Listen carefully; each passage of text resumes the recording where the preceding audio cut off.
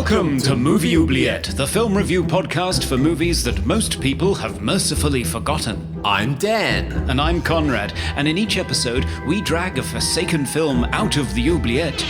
Discuss it and judge it to decide whether it should be set free or whether it should be thrown back and consigned to oblivion forever.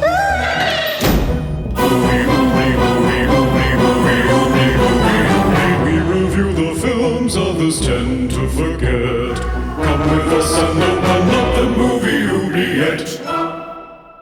Hello listeners, you're listening to Movie Oubliette, episode 58. It's the transcontinental film review podcast with me, Dan, treating a mask like a pair of underwear in Melbourne, Australia. And me, Conrad, treating some underwear as a mask in Cambridge, UK. In this podcast, we discuss forgotten genre films, sci-fi, fantasy, and horror. Because why not? Wield a weapon with 5 blades and no handle? That's not dangerous at all. Hello, Dan. Hello. And I do want to clarify, I'm not wearing my mask on my groin. I'm treating it like underwear, as in, if I leave the house, I have to make sure I'm wearing underwear and a mask. Oh, right. Okay. The rules to live by. Yes. That's a relief. How are you, Conrad? Oh, I'm pretty good so far, yes. Staying safe and, managing to cope still and still sane. How about yourself? Yeah, well, my state has gone into stage 4 lockdown. Oh. So mandatory masks, curfews, all that, it's great. Oh. But in lockdown, we still get to enjoy all of your mailbag, listeners. Yes, and I don't have to put it in quarantine and wipe it down with an antiseptic cloth beforehand, so that's good. Yes, we've had feedback on Explorers from Darth Sean, who said, "This is one I actually thought I imagined as a kid, as for many years I couldn't remember much about it, and then I discovered it on Netflix a few years ago and realised it wasn't a dream." Wow, yeah, okay. I've had that same experience with the movie The Peanut Butter Solution. It was just like a very fragmented memory of my childhood, but then I discovered it, in fact, was a real movie. Yeah, and isn't it particularly weird, that movie? It's strange. It is very strange. I do remember one of our potential guests suggested it as an oubliette movie, so we may watch it at some point. Possibly. Also on Explorers, Corey Newman, "Oh wow, this was one of my favourites as a kid, and I somehow totally forgot it existed." This is a common theme. It was cool to watch it again after all these years and then get to listen to your episode right afterwards. Thanks for a fun blast from the past. Great episode. So thank you, Corey. Thanks, Corey. So we really are doing the thing we hope to do with Movie Oubliette, which was remind people of movies they've forgotten. Yeah. Movies they've suppressed Yeah. from their traumatic childhoods. Yes. Indeed. I also asked, what's your favourite ensemble cast of kids in an 80s movie, citing Explorers as being the perfect example with Ethan Hawke and River Phoenix. And Beach Boy Nick said, "Mine would be Stand By Me. River Phoenix, Corey Feldman, Will Wheaton and Jerry O'Connell are perfectly cast and hold the film together. And there's a young Kiefer Sutherland stealing his scenes too." That is a good movie. Yeah, I mean, I was always so surprised when I found out it was based on a Stephen King book. Yeah, it's one of his more heartfelt pieces, like Shawshank Redemption. It's really good. Yes. Really good. In answer to the same question, Fosslight said, "Does the Lord of the Flies film adaptation count? It came out in 1990, so surely it was filmed in 1989? Maybe. I haven't actually seen the film. Have you not? I think I have. And it stars Balthazar Getty. I don't know whatever happened to Balthazar Getty. Yeah, I wonder. And on the City of Lost Children, we heard from Paranoid Alandroid, who said, "Great episode. As a piece of trivia, the visual effects supervisor was Pete Hoff, who later directed Vidocq, I don't know how to pronounce that, and Catwoman." Oh my. Oh, okay. Catwoman is a terrible film, but It's kind of one of my guilty pleasures. It's so bad Really? it's good. Oh. It's just astonishing, that film. The direction of that film. Astonishing. I've only ever seen, Adam, who does Your Movie Sucks. Oh, yes. Yeah, he did a really great video on YouTube, Adam and Pals, where they're watching Catwoman and taking the piss out of it. And it's very, very funny. Yes. Love that guy. So Paranoidal Android goes on to say, from what I remember, Mark Caro did not co-direct Alien 4 because he didn't want to fly. He only did character design. And he's done that for other French directors. From there, they went their separate ways. Caro did a movie called Dante 01, which is somewhat similar to Alien 3. He has a collection of short films.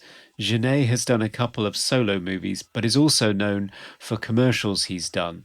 Both have done music videos for French artists. Genet and Caro did the music video for Jean-Michel Jarre's Zuluk, among others. Okay. I remember that. Okay. Thanks for the info. Yeah, thanks, Paranoidal Android.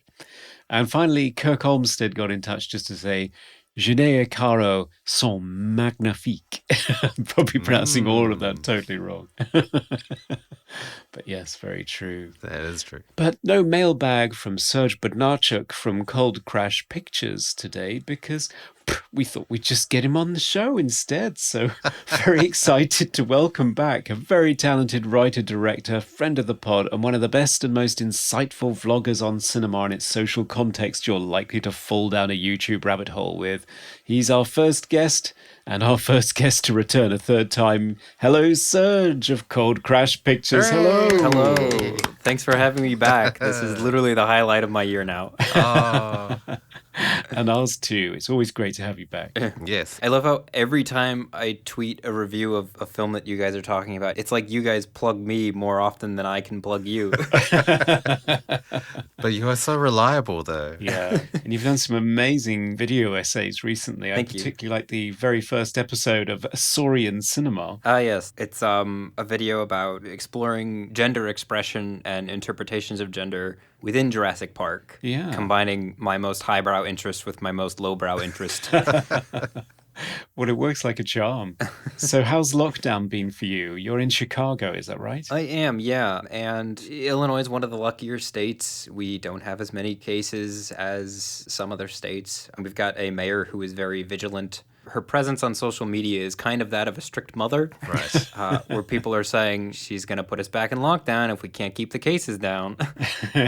I will say that I'm healthy and I'm in a very privileged and lucky position to be that way. Yes, same here. So touching wood and hoping for the best. So I guess we ought to put you in harm's way and send you into the oubliette to find a movie for us. I would be thrilled to do so. All right, I'll go down. Okay, here we go.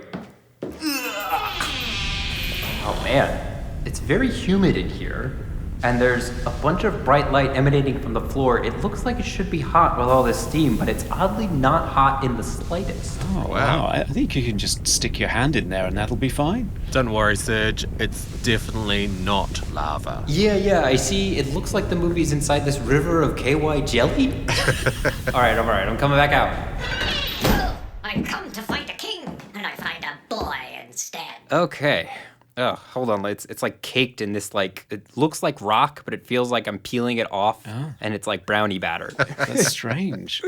So what do you have for us? I have retrieved from the oubliette Krull, which is a 1983 fantasy sci-fi action film directed by Peter Yates, written by Stanford Sherman, starring Ken Marshall, Lysette Anthony, Freddie Jones, Alan Armstrong, Bernard Bresslaw, David Batley, and some of the earliest on-screen appearances of Liam Neeson and Robbie Coltrane. It's pretty impressive. What happens in this movie? Okay, so if I were writing the copy for this movie, it would go something like this. On a distant planet that bears a striking resemblance to medieval Earth, an evil alien warlord by the name of the Beast kidnaps Princess Lissa on the day of her wedding with plans to make her his queen. It's then up to Lyssa's beloved fiancé, Colwyn, to bring together a ragtag team of escaped convicts, wizards who are trying their best, and one laconic cyclops to uncover the location of the heavily guarded, teleporting black fortress in order to rescue Queen Lyssa and defeat the beast once and for all. Something like that. It sounds like a perfectly sensible way to spend 2 hours. I can't wait to explore it. Right after the break.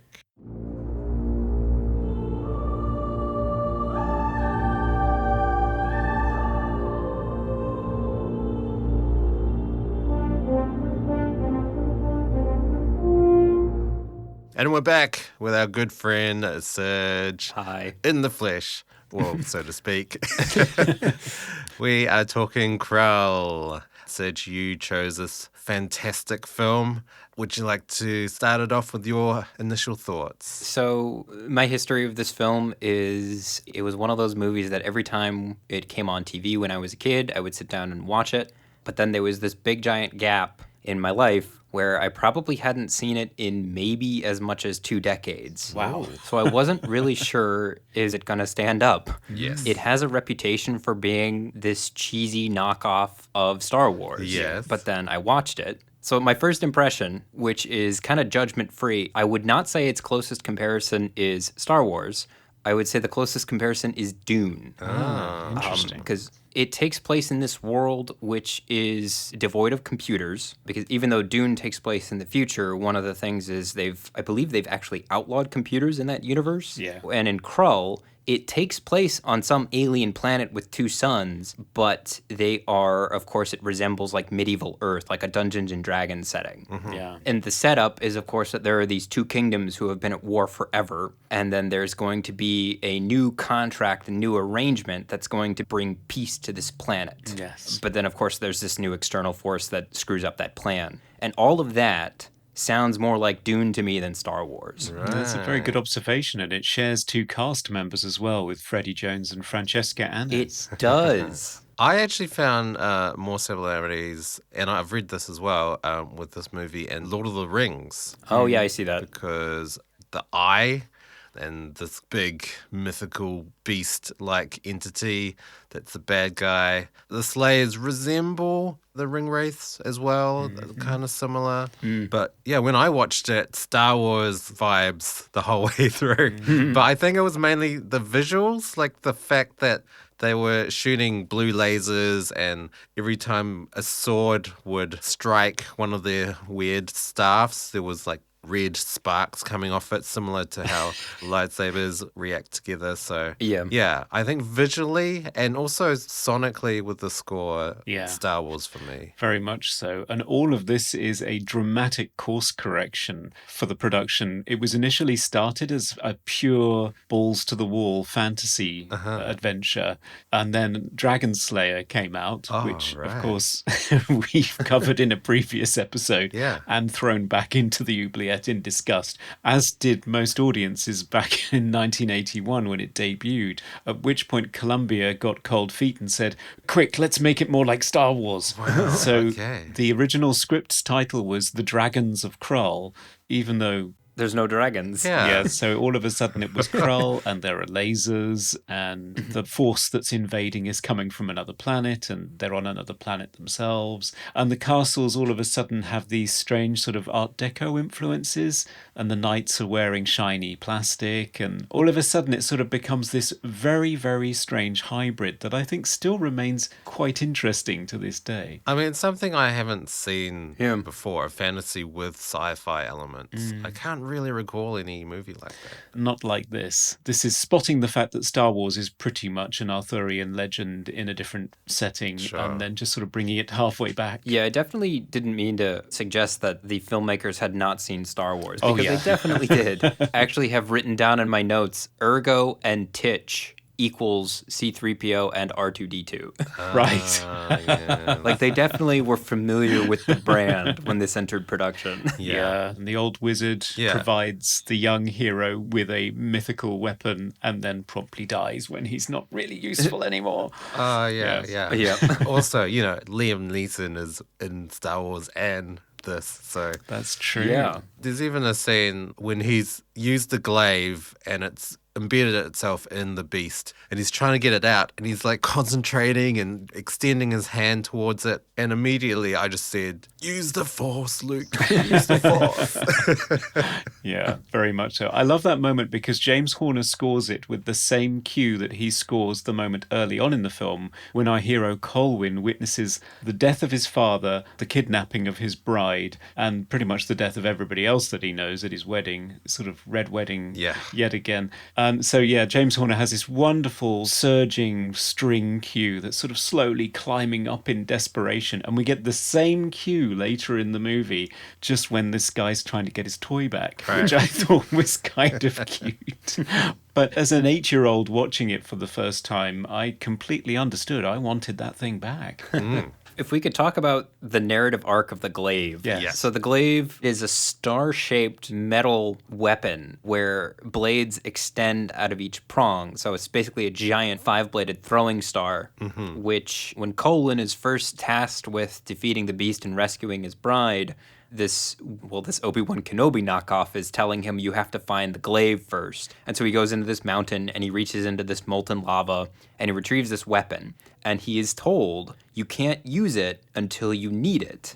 And so it spends the entire movie strapped to his side until he finally reaches the beast and he throws it at the beast and then it stabs the beast and the beast goes down. And then he can't retrieve it because it's like stuck in the beast's rib cage or whatever. So he walks up, and then when he's about to grab it, of course, the beast is not actually dead. Surprise. And he has to run off. But anyway, what I'm getting at with respect to the glaive is that it's one thing I love about this movie is that he's given this mythic weapon. There's so much buildup. He finally uses it to seemingly fell the beast, and then it does nothing. Yes. And I love that, though.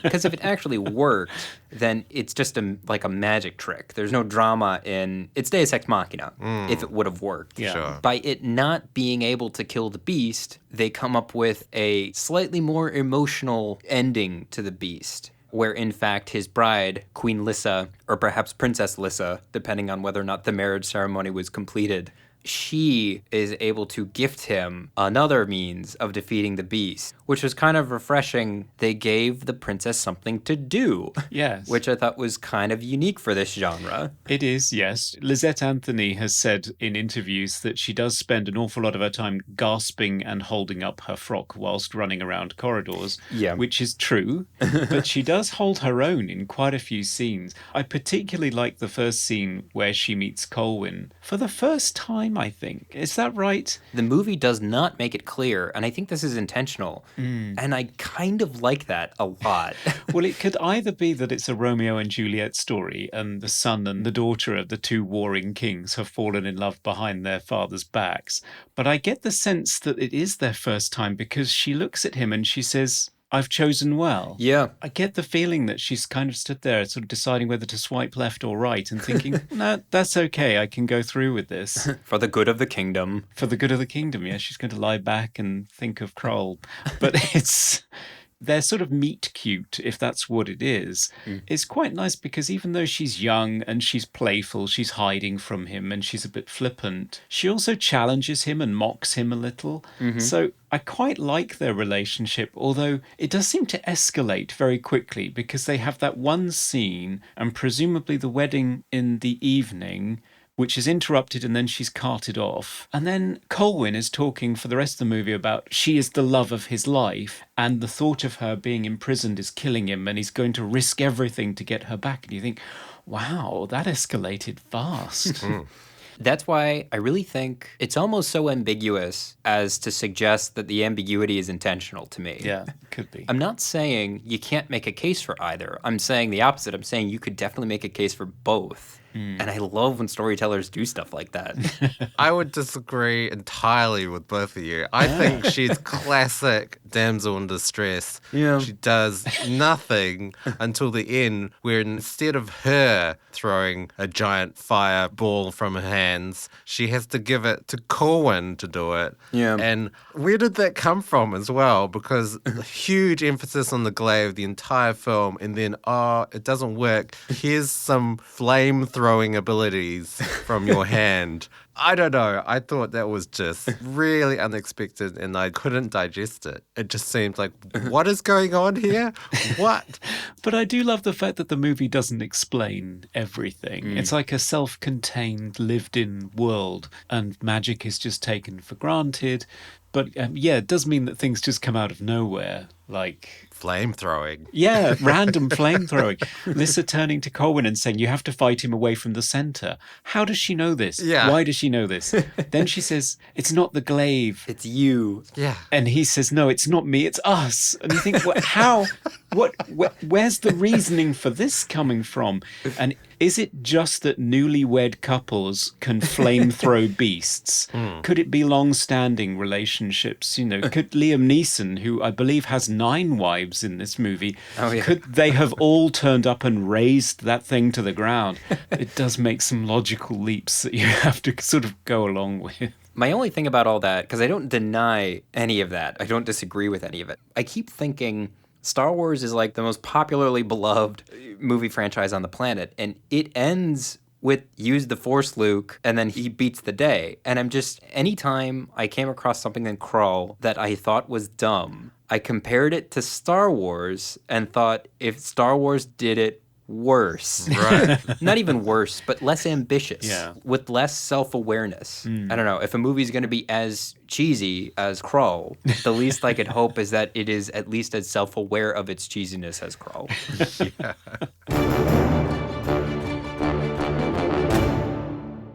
I would like to know, Serge, your sort of opinion on the fact it's a bit of a sausage party throughout the whole film. I mean, there are like, 2 female characters. Yeah. And they're very sidelined. I mean, I actually really loved the Widow of the Web. Oh, yeah. She's great. I mean, that scene, if it was a little bit more fast-paced edited, would have been like my favorite scene of the film. And I love the sort of mythology around it.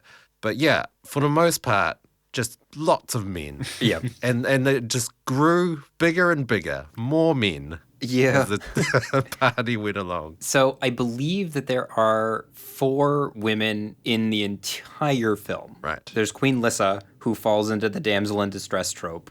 There's the Widow of the Web, who is the hell hath no fury like the wrath of a woman scorned trope. There's the wife number 1 of 9 of Liam Neeson, who's got like 2 lines. Oh, yes, that's right. Yes. And then finally there is the changeling woman who tries to seduce Colwyn, and then it doesn't work, and so the beast like kills her with his mind. Yeah. So, would I put this movie in the good feminist representation section of Blockbuster? Not really. And to return briefly to the Widow of the Web, Ynir is like, I can go to the Widow of the Web and I think I can get her to tell me where the Black Fortress is. And they're like, are you mad? She kills everyone. And he's like, no, we go way back. and so he goes to her and we find out that they had a kid and then he abandoned her. And then she says, my rage needed a victim. And so we find out she murdered their child. And she's just been like stewing this whole time. I actually think she's an interesting character, but when you've got so little female representation in your film, and that's more than a quarter of it, I raise my eyebrows a little. Yeah, sure. If you break it down, basically she and Ynir had a really hot relationship, but he left her in order to pursue ambition as a wizard or whatever.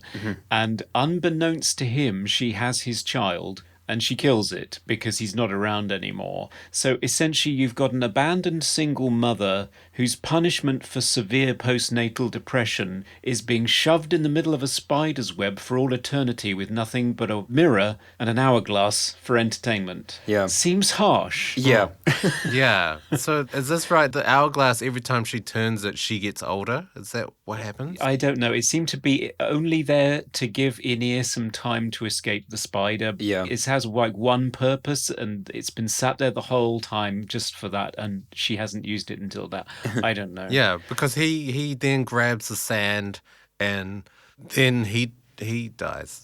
So I was a bit confused about that whole situation. Yeah. The whole thing makes very little sense. Yeah, I've watched the movie twice in the last week, and if you commanded me to write down the rules governing the red sand, I would not be able to. Yeah, I mean, I would also have to say that scene is so badly edited, especially when he's going towards her and also escaping. Yeah. It's just some of the most boring action I have ever seen in my entire life. Like, he is just crawling along that web. It's just like, come on, Yeah. there's danger. Have a bit more haste. There's even a moment when he's climbing across this giant spider web to get to the center of relative safety where he sees something through the web, and so he stops climbing and he brushes the spider web away, and it reveals a skeleton, a rotting skeleton. Yeah. And it's treated as this big moment. There's like this big stinger in the score. Yeah, music. And I'm yeah. just sitting there and I'm like, you knew that everybody who comes here dies. Yeah. Get a move on. What did you expect? Yeah. Also, you could kind of tell it was a skull through the web anyway. So the reveal wasn't that shocking. Yeah. No, I think a better judged version of that would be him just putting his hand through the next bit of web and finding a skull, which then shocked him. But yeah, it's edited for the least impact possible, which is quite impressive. Yeah, in terms of the representation of women in this film, it's disappointing that they went with the oldest and most well-worn, or I should say worn out, archetypes for women to be in movies. They might have been a little self-aware about their implementation, but they're really not breaking any new ground there. No, not in comparison with Dragon Slayer, where you have a woman dressed as a man instigating the whole story. Although, sadly, I felt as though as soon as she took the trousers off, she lost all impetus for the rest of the movie, which was a shame. Yeah. Or even Return of the Jedi, which came out the same year as Krull. I mean, at least Leia got to strangle Jabba. Yeah, in a bikini, though. Yeah. But, you know, I've heard some father came to Carrie Fisher and was like, what am I supposed to tell my daughter with you dressed like that in the movie? And she said, tell your daughter that I strangled Jabba because he put me in that outfit. Yeah. I would like to talk about the cast of this film. I didn't know any of them. I'm assuming they're all very famous British actors, Conrad. Do you know any of them? Well, they're popular on television, many of them. Lysette Anthony and Alan Armstrong. Todd Carty, who's the youngest of the robbers, he had a long-running series called Grange Hill as a child. And as an adult, he was in one of the main soap operas, EastEnders, for a very, very long time. So he's a well-known figure. Robbie Coltrane, of course, became Hagrid, so everybody knows who he is. Yeah. I did not even recognize him. Yeah, me neither. Because he looks so ordinary. Like when I was watching it, I just thought he just looks like the plumber. And he has such a modern haircut as well. It's got like a high fade crew cut with a very normal looking mustache. I was shocked when I looked at the cast. Yeah, it's pretty amazing. And of course, you've got Liam Neeson there, which is pretty amazing. And he also looks very ordinary as well. I was surprised. Yeah, he does. Although he's got some rat tails going on there, which Yeah. pretty classy. Ken Marshall obviously is the token American, the American hero. So you have all these stuffy English people who are only good for sort of dispensing advice and dying, but it takes an American to actually get the job done. Yeah. It's never explained how he's the only person here with an American accent. Doesn't even try a British one. Good on him, because that often goes terribly, terribly wrong. Yes. Kevin Costner. Oh, I know, in similar roles too, because this is quite a swashbuckling role for him. I actually like Ken Marshall in this role. I thought he did high energy, swashbuckling figure, and even though he's in his 30s already, he looks fairly youthful, and they even have him cry when his father dies at the beginning, and he seems sort of petulant and stupid and has to be knocked into shape. I thought it was actually quite interesting for a hero and a bit of a change of pace, to be honest. Yeah, the scene where he's crying at the loss of his father, I thought there was a great exchange. Ynir, the so-so wizard, finds him crying on the steps, gives him a disapproving look, and so Colwyn is like, you haven't lost a bride and a father in the same day. And Ynir goes, nor have I become king on that day. Anyway. This is pretty good. I mean, Ken Marshall, I haven't seen an awful lot of him since. I think he was he on Deep Space Nine for a while? He was, yeah. I did read somewhere that Lissa was dubbed over? Yes. Yeah. Is that right? Yes, pretty shocking. So she was handpicked for this movie, having never been in anything before. And then all of a sudden they got cold feet about her voice and thought that she needed to be, I don't know, more Carrie Fisher-like, I guess, more of a deeper resonance to her voice. So she's dubbed with Lindsay Krause, Right. doing sort of a mid-Atlantic, mostly British accent. But Lindsay Krause being 15 years older than Lysette Anthony, it's quite striking for everybody who knows what she sounds like, because her tone is much higher than that. Right, yeah. She talks about it on the commentary. She points out that Frank Price, who was the head of Columbia at the time, made this decision and did this to her. And then a few years later, she actually married his son. Oh, wow. Okay. And she sent him a note to say that she was going to ruin him in order to get revenge for Krull. When you said that Lysette Anthony was overdubbed by somebody 15 years her senior, my brain went, oh, like Ken Marshall's age? Yes.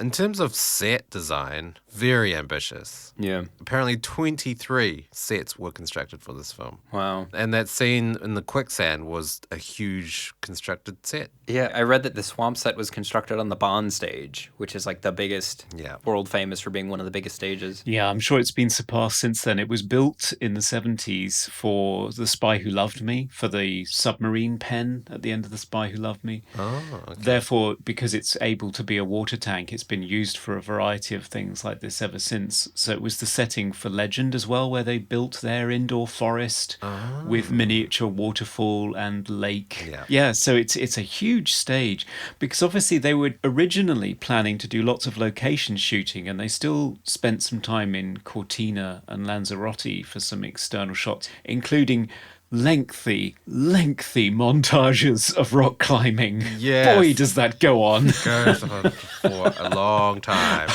It's one of those. It's one of those shots that is just completely static with just this amazing score, and you're just watching this character slowly climb a mountain. Yeah. Yay.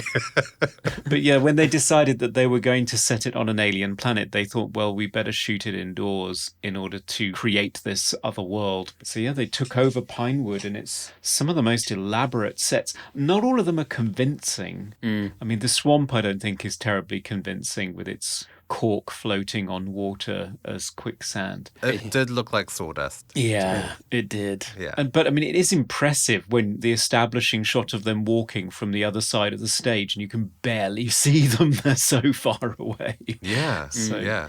And the forest with the enormous trees, elm trees that are 50 times the size that they should be. Oh, yeah. All lit with this sort of magic hour lighting by the cinematographer Peter Suchitsky. That one's pretty convincing. That one's amazing when they're riding horses through it. I was really impressed, but also confused by some of the interior castle shots, because the exterior was, classic castle, what looked like a real castle. And then interior, suddenly modern architecture and what almost looked like Geiger-esque alien-looking design with... Inside the Black Fortress? Oh, yeah. Yeah. It made me think of being inside the inner ear canal or something. Yeah, sure. Yeah, it was very organic and weird. I do like all of the interiors of the Black Fortress. I think that's some of the most imaginative stuff in the movie, visually. Yeah, I agree. But it's one of those things where anything is possible. The walls can move, or you could fall through a wall and end up in a room full of spikes. Yeah. Why not? Yeah. Oh, the spike room. Room full of spikes emerging from the walls, which was convincingly done in something like Indiana Jones, but in this... It's clearly just a bunch of interns on the other side of some drywall, Yeah. shoving these Pushing spikes. styrofoam blades into these three actors. Yeah, and I always love it when the actors have to position themselves closer to the spikes because they realize they're missing by a mile. Oh, yeah. It's always good. So I think Todd Carty goes, oh no, that one's missed me. Let me just rest my chin on it. That looks dangerous. Yeah. I mean, the Black Fortress itself, I really enjoyed. And the fact that it came from outer space and it was just this big monolithic structure, and even how it explodes upwards. Oh, yeah. That was one of my favorite effects. They defeat the beast and they're running out into a field, and the pieces of the Black Fortress are breaking off and they're falling upwards into space. Yeah. Which is just like the simplest, like, you know exactly how they did it. Yeah. exactly. Yeah, no, it was creative. It's tidy too. Oh, yeah.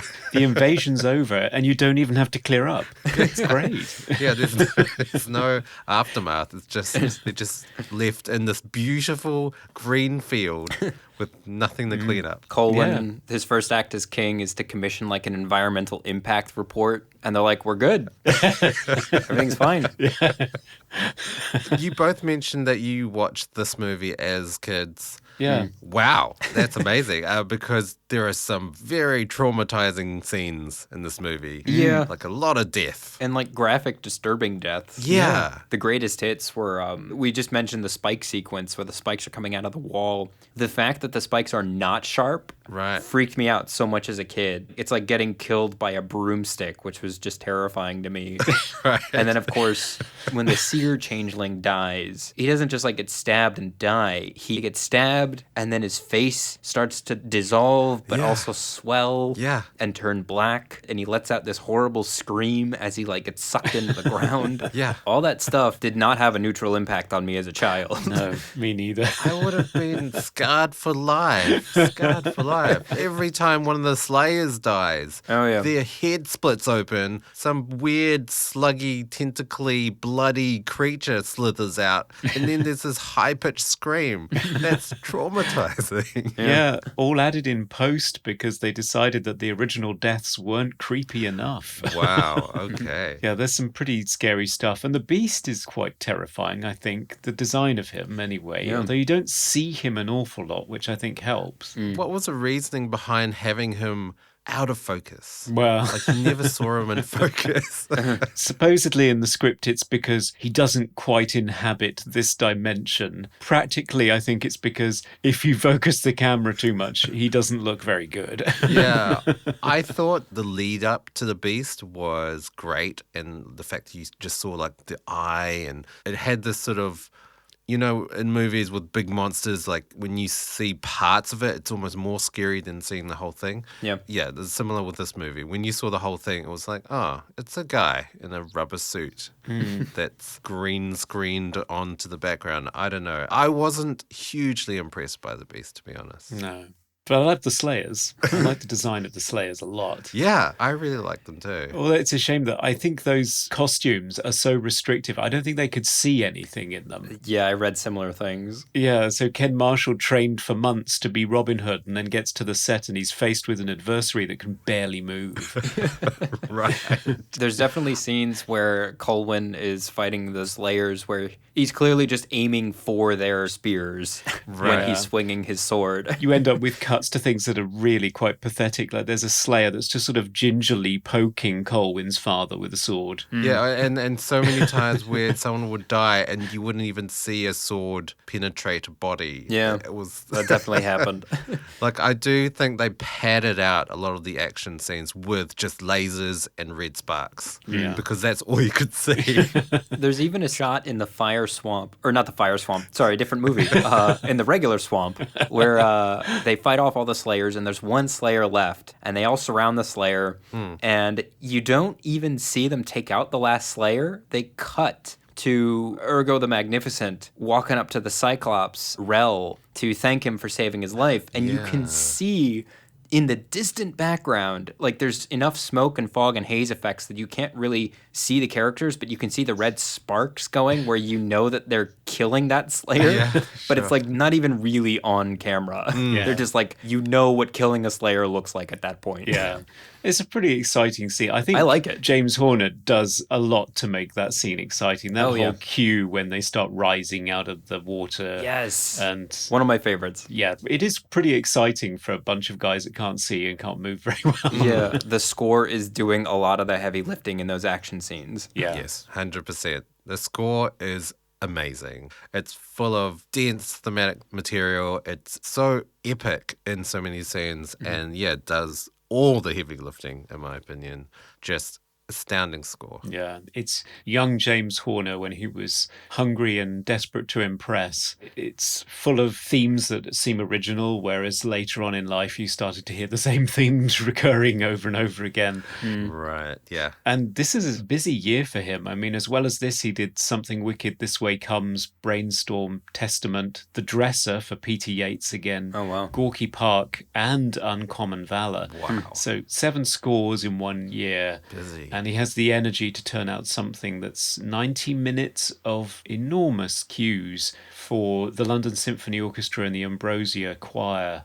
And it's big. I mean, it's complicated, so complicated that even the brass section of the London Symph can't cope with it in a couple of places. There are some flubs. Ooh. Oh, right. If you listen closely, there are some flubs in those many, many heraldic fanfares, but it's pretty amazing stuff, and there's loads of motifs and themes to enjoy. Yes, it's just gorgeous. I wanted to quickly go back to Unable to See the Cyclops. Yes. It was very, very obvious he could not see a thing, because there's one scene where he picks up a bow and arrow and he's padding the ground trying to find it. It's really bad. And another scene where he shakes hands with Corwin and he misses his hand first time. Come on. Yeah, Oh. it got to the point where there's like 2 shots in the film where he breaks out into a run, and I'm just instantly like, oh, careful. Yeah. Yes. Yeah, poor Bernard Bresslaw. So he was a veteran of the Carry On movies. I don't know if you've ever seen some of those bawdy British comedies. Very popular in the 60s and 70s. And he was famous for being 6 feet 7 inches tall. And he's wearing platform shoes as well. And Oh, wow. the Cyclops eye isn't bad. It's a little bit stiff, the articulation of it, but it's not bad. I could appreciate that they gave it any articulation at all. Yeah, it's supposed to look around, but it only ever seems to blink as far as I can tell. Yeah. I mean, it's definitely better than the Ewoks from Caravan of Courage that just have unblinking stares. Yes, whilst they're clutching underage children. Now it's time for Random Trivia. So, Serge, what fascinating piece of trivia has emerged from the swamps for us today? Okay, so I was reading that the Beast was the first fully self-contained animatronic suit ever constructed for a film, Oh. which surprised me. I heard that, and my first instinct was like, there's no way that's right. And I was thinking of the mid-'80s, and there was kind of this, like an explosion in self-contained animatronic suits. There was like... I was thinking of Harry and the Hendersons and Hoggle from Labyrinth. Yeah. But as I was looking up every single one that I could think of, yep, they're all after 1983. It's a shame it doesn't look particularly good. Well, what surprised me the most is that we never actually see a full shot of the Beast. He's always, No. some part of his body is always obscured. Like, I don't know what the Beast's feet look like. No. Show feet pics, Beast. Did you have any trivia, Dan? I did read this, but I wanted to work it out for myself as well. But the Cyclops does say, he states that the firemares, so these horses that, I don't know, Say it. fire comes out of their hooves. I'm not entirely sure what happens, but he does state that they travel 1,000 leagues in a day. And I did work it out, and that turns out to be 231 kilometers an hour. Wow. Which is 143 miles per hour. Wow. I don't know. If I was going that fast on a horse, I wouldn't even have clothes on still. My head, Yeah, I don't think I'd be leaping up on its back and cracking a whip and shouting Yahoo, which is what they're doing in this movie. And that's our trivia.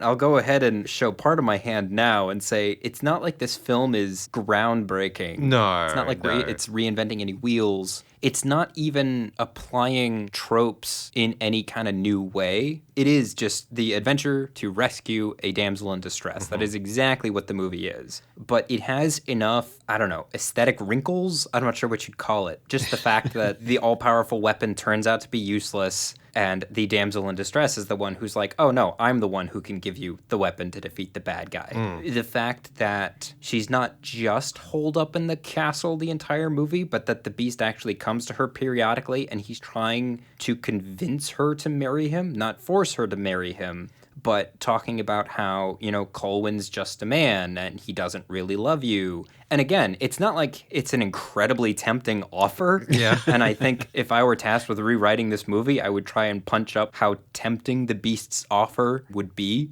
And in fact, I actually read in one of the scripts that she did kind of become more morally ambiguous. Right, okay. And kind of not side with the beast, but think more about it. And that the filmmakers were just like, no, she has to be pure good. She has to be pure innocence. And that's disappointing to hear that. But I liked the attempts. It's one thing to like pick up a trope and throw it in your movie, but they picked it up and they like look at it from a bunch of different angles. And it's not like they're inventing new ways to present any of these story elements, but they're competent enough and they're just self-aware enough that I'm cool with all of that. I'm cool with the movie that just wants to be that. Sure. A lot of that comes from the director, I think, Peter Yates, who was not known for directing big budgets, which this was. I mean, it's the same sort of budget as Return of the Jedi, which came out the same year. But Peter Yates was not known for this kind of movie at all and did it to get an idea of how that kind of thing works. He was mainly known for dramas. I think he was much more interested in trying to put some flesh on the bones of the characters and trying to breathe more life into them than you tended to see in films like this. But yes, it's basically just Princess in Castle needs rescuing with a few nice flourishes and lasers and a really cool weapon in the glaive.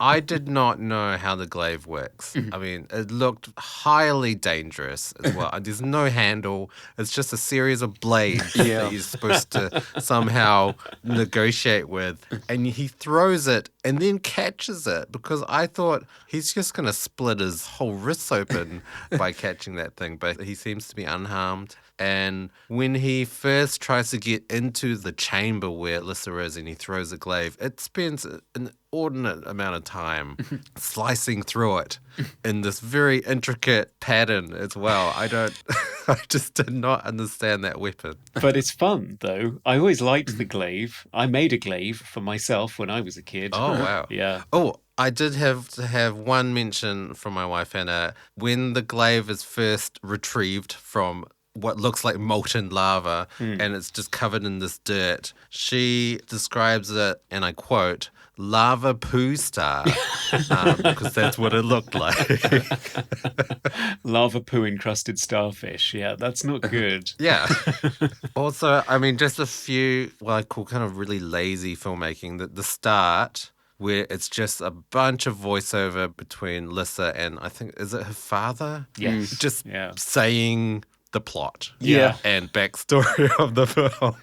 It's like, oh crap, we haven't introduced the film properly. Let's just have all of this voiceover over a bunch of footage that doesn't seem to connect at all. And I found the start quite jarring. Like, is this a film or is this a commentary? To that end, I did notice one of the very first shots of the film is this slow pan down the face of the Black Fortress. And as I'm watching, I'm seeing these slayers riding out of the Black Fortress, and they're carrying torches, but the smoke is pouring into their torches. I'm like, oh, so this shot is being played in reverse, which I thought was odd. And then like 10 minutes later, they reuse that shot, except now it's being played forwards. Right, yeah. Yeah. So, final thought here, could there be a Krull 2? Because the prophecy, and there always has to be a prophecy, says that a princess will choose a king and together they will defeat the beast and rule over the land, but their son shall rule the universe. Oh, yeah. So will there be a Krull 2? Maybe. Because Liam Neeson's character's dead, so the most expensive actor to bring back is out of the way. I mean, Ken Marshall is 70, Lysette is 56. They're ready to be king and queen and to have a 20-something son knocking around, I'm sure. I do regularly see in the trades rumors of a remake. Oh, I would wow. be surprised if it got a sequel, just because I think the original is a little too unknown at this point. Not even unknown, but underviewed. Yeah. I see them doing a remake before they do a sequel. Or one of those half-assed reboots where they sort of bring the old actors back, but not in their original roles. Right. Ken Marshall plays Ynir. Right. Yes. Lysette Anthony plays the Widow of the Web, as Hollywood is wont to do to women who are over 30. Yeah. Coming to you live from the Movie Oubliette Theatre, it's the prestigious Mobley Awards. It's the Mobley Awards. Let's go on a quest across a spider's web to retrieve our favourite highly unsafe multi-bladed parts of the film in a plethora of perilously quicksand-sinking categories. Best quote. Ergo the Magnificent, with his whole catchphrase, which I can't even remember the entirety of it. And he asks the Cyclops what his name is, and he goes, Rel. And Ergo says, it's all very simple to have a short name when you're 20 feet tall, but small people need large names to give them weight. Yes, and the reply is, your actions give you weight, my friend, which is really nice. Yeah. I do like the Cyclops. He's quite a lovely, sort of calm, solemn character with a lot of nobility about him. And I think his final sacrifice is quite touching. Yeah, I love the Cyclops lore. Yeah. There's one scene with Ergo and Rel where they're talking about what would you wish for, and he asks Rel, what would you wish for? And I think I read that he says ignorance. Yeah. But I thought, don't know why, I thought he said chicken nuggets. And I was wildly confused. Were you hungry when you were watching the movie? Maybe. Chicken nuggets is bliss. So what was your favorite quote, Conrad? Oh, my favourite quote is Ergo yet again. He's a very popular guy. I think he is the comic relief in this movie for sure. And when they first meet him, he's on the run and he explains there was a difference of opinion concerning a gooseberry pie. The man left it sitting on a windowsill. What did he expect? And Colwyn says, perhaps he expected to eat it. Best hair or costume. I've gotten my notes written down. Ken Marshall's perfectly coiffed bangs. Yes. It's an impressive do, isn't it? It seems like the one thing where the production design had absolutely no. It's like he just. It's 1983, and he walks on set with that beard and that haircut, and they're like, okay, that's good. Let's get him into costuming. Right. Yeah. I loved his tights. His extremely tight, stripy tights. The riff tracks refer to them as clown leggings, which I thought was quite a good That's description. very apt. Most 80s moment. Speaking of perfectly placed coiffs, Lissa, it's like she came straight from an 80s music video. Like, she does not look medieval at all. Like, perfect, big 80s curly hair, really dark eye makeup, red lipstick. Wow. And that's her natural hair, so it's just an enormous 80s perm. And yeah, it's a shame because all of the other characters have hairstyles in keeping with the sort of medieval stroke modernist strangeness of this alien world, including the poor little kid Titch, who's got this horrific bowl cut Oh yeah. that he was tortured over when he went to school, apparently. Oh.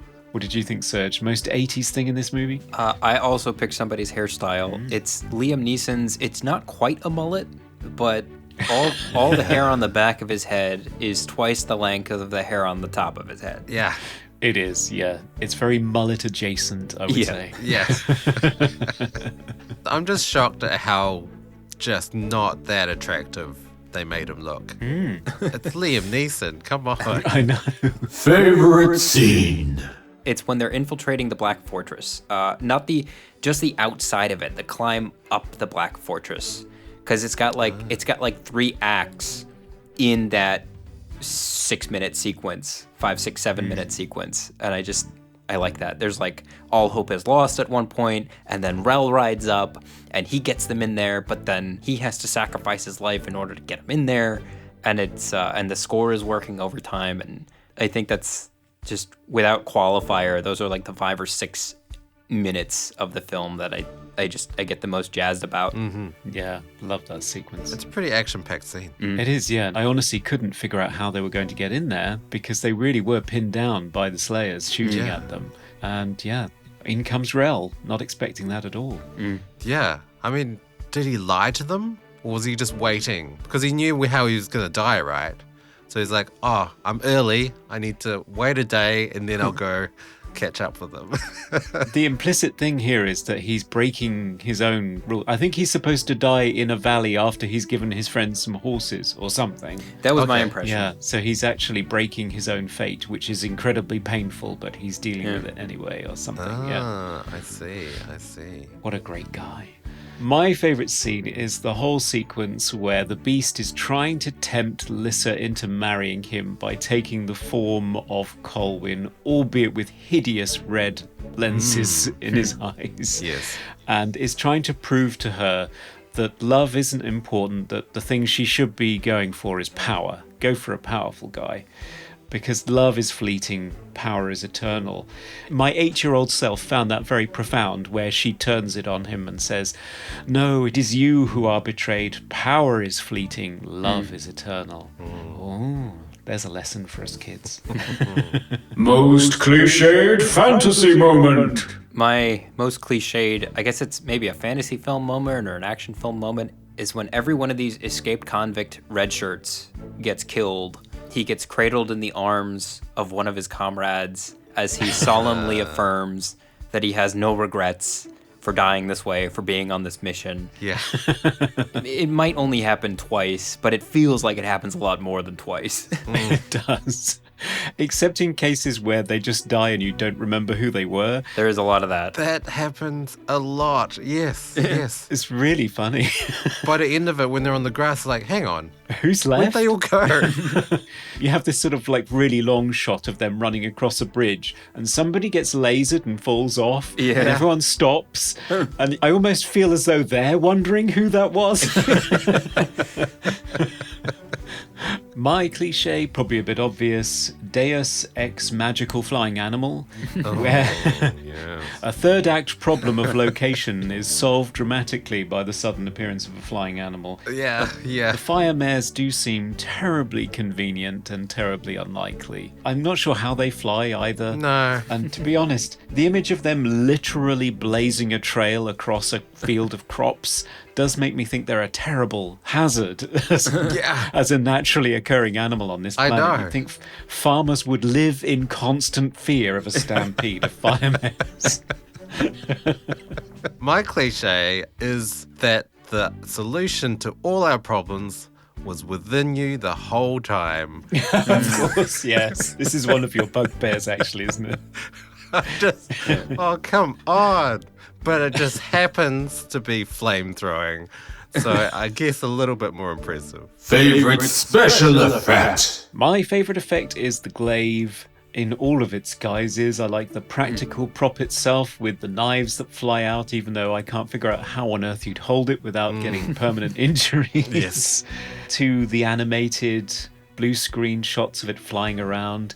And the way that at the end Colwyn just sort of gives up. He sort of thinks he's controlling it with his mind and then realizes he isn't when it's sort of floating around the beast and waiting for its moment to strike. And it sort of becomes a character in and of itself. And I think that's quite impressive for a throwing knife star thing. So Yeah. I really liked it. I thought it was effective. And the shots where he's catching it, apparently they're all running backwards. That's how they did that. But I never spotted. And Lysette Anthony, bless her, on the commentary track, she says that she just could not fathom in her brain. The director tried to walk her through doing some motions backwards, but she just could not figure it out at all. So in the end, she just stands stock still in all the scenes where he's catching it and tries not to breathe or blink. Oh, no. What was yours, Serge? My favorite special effect, it's the stop motion spider. Yes. Yes. That Blanche White spider who guards the Widow of the Web. And it's not just the animation, which I thought was really, really well done, because they had Go Motion by now, but the that chittering sound that it makes as it traverses the web, that was another thing that gave me blessed nightmares as a kid. But yeah, definitely going to go with the giant spider. It's amazing. It truly is a marvel to witness. And the fact that the design of it, it's like translucent, so it just looks really strange. Best sound effect. Sound effect. We should also just say it at the same time. Slay a death rattle, anyone? Yep, that was mine. It must be some sort of dinosaur monster sound effect that's just been run through a vocoder of some kind. Yeah, I'm right, not sure yeah. what it is, but it's really strange and quite characteristic of this movie. I always hear it yeah. when I think of this movie. Right, yes. Most funniest scene. So it's a scene that Dan already mentioned. I think it's interesting that I picked it as a funny scene. It's when Ergo is asking Titch what he would wish for, and Titch is like, one puppy. And Ergo is pestering him about that because he's like, just one puppy. And, they're just chewing the fat or whatever. And then he turns to Rel the Cyclops and he says, what would you wish for? And he says, ignorance. And what's funny, I don't know, it's not, maybe it's not even laugh out loud funny, but it's the kind of funny where the juxtaposition of like a puppy versus ignorance of my demise is, Yeah. it's this kind of dramatic comedy that I just loved it. I think it is supposed to be funny, for sure. I also thought Rao was funny in a different way, and that is his Cyclops eye always just blinks once in every scene he's in. Just that one blink, and I was every time just waiting for it. There it is. And it's like they had to milk that tiny movement that they constructed. But yeah, just that one blink. It's his signature move. Yeah. The single blink. For me, it had to be Inea's death, oddly enough. And I think it's because he doesn't just stop moving and assume the 1,000-mile stare. He sort of rolls off of Colwyn's arms, presumably to face plant into the forest floor off screen. Right. Because there's this massive body impact sound, but meanwhile everybody that's crowded around him continues to look solemn and sad. Yeah. But to me it just seems really comical. Did Colwyn drop him? What the hell happened there? I thought it was hilarious and so undignified. Oh, wow. And that's our Mooblies. Yeah.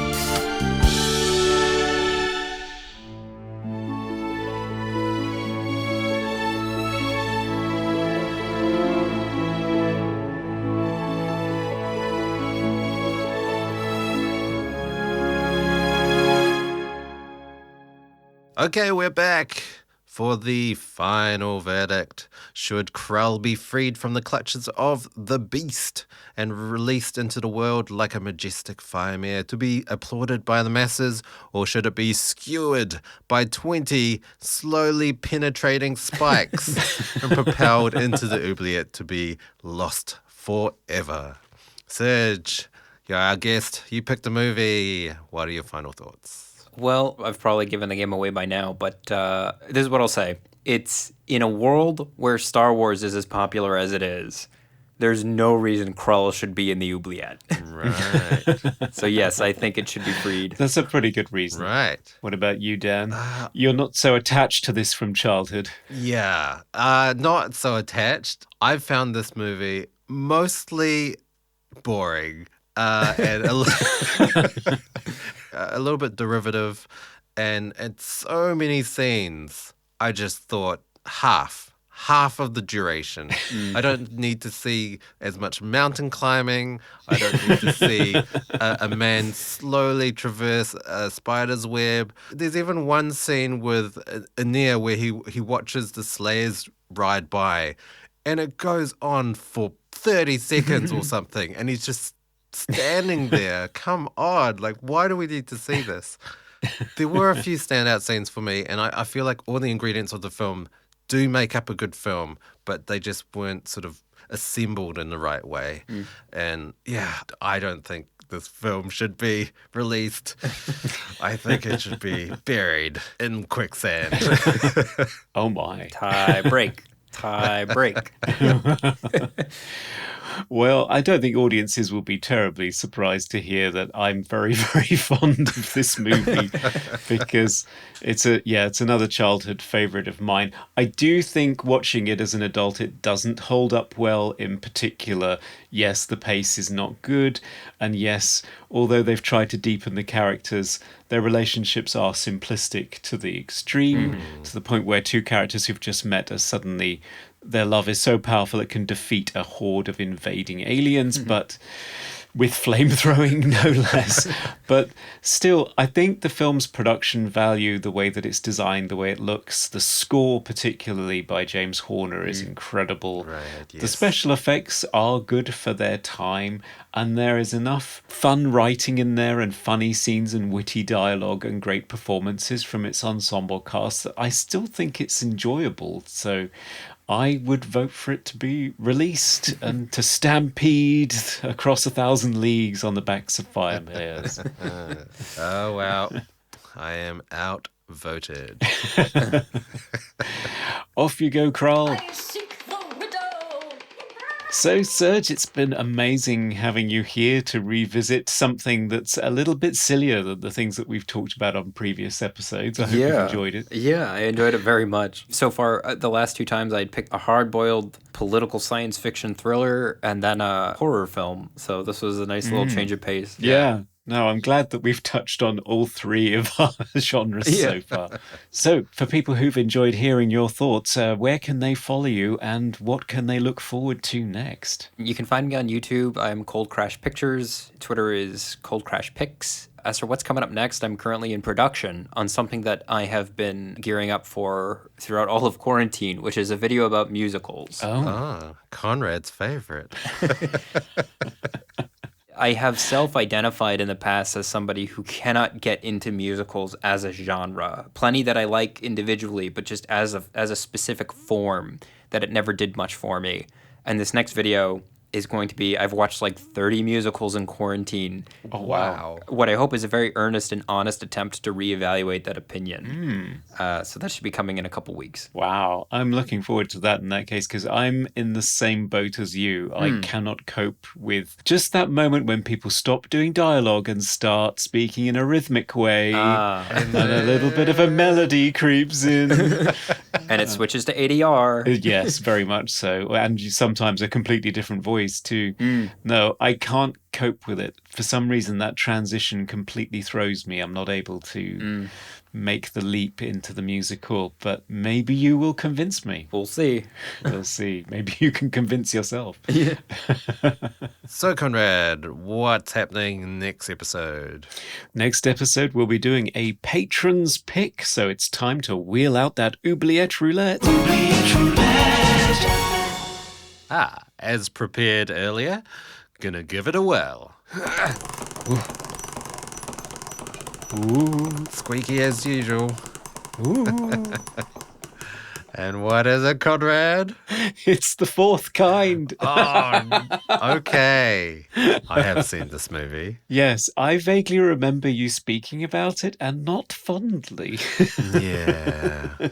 Yeah, that's I guess I'll keep that for the episode, but yes. You never know if you revisit it. Maybe you will see it with fresh eyes. Doubt it. I've never seen it. I have never seen it, so I'm really looking forward to this. This was suggested by our patron, Isaac. So thanks for that, Isaac. Yeah, I think we're in for a treat sure. here.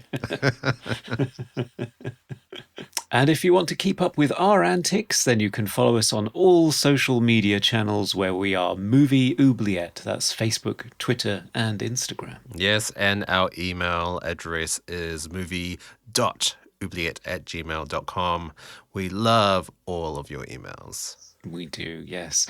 And we love you even more if you patronize us. So head on over to Patreon, where for as little as $1, you can nominate movies for us to cover, as Isaac did.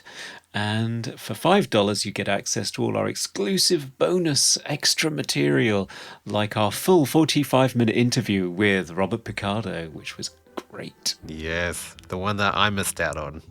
He did, yeah. Yeah, the time that he picked was not one where you would be conscious, unfortunately. Time zones. Time zones are always fun. Thanks again, Serge, for joining us on this epic quest. Thanks for having me. Thanks for letting me pick it. Thank you.